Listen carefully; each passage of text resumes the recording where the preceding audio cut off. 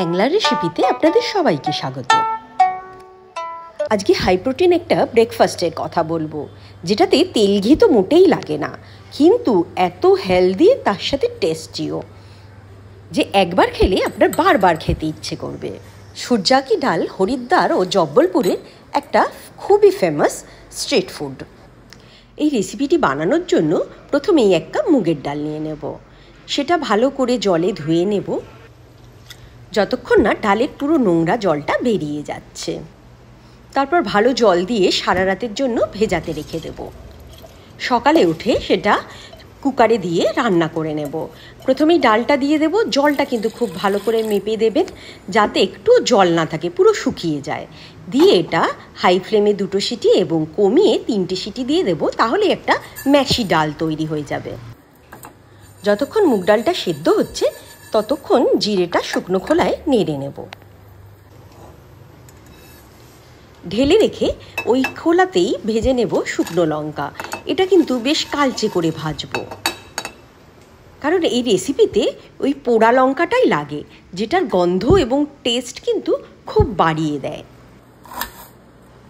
এবার একটা পেঁয়াজ একদম ঝিরিঝিরি করে ছোট্ট ছোট্ট টুকরো করে কেটে নেব। এক টুকরো আদাও একদম পাতলা পাতলা করে ছোট্ট ছোট্ট টুকরো করে কেটে নেব। টুকরো টুকরো করে কেটে নেব 2টো কাঁচা লঙ্কাও। কাঁচা লঙ্কাটা কিন্তু এতে অপশনাল।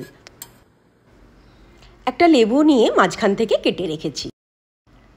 ভেজে রাখা জিরে আর শুকনো লঙ্কাটা আলাদা আলাদা করে গুঁড়িয়ে নিয়েছি। দেখুন ডালটা কি সুন্দর হয়েছে, একটুও জল নেই, কিন্তু পুরো ম্যাশি হয়ে গেছে। এবার এটা মাখাবো আমি।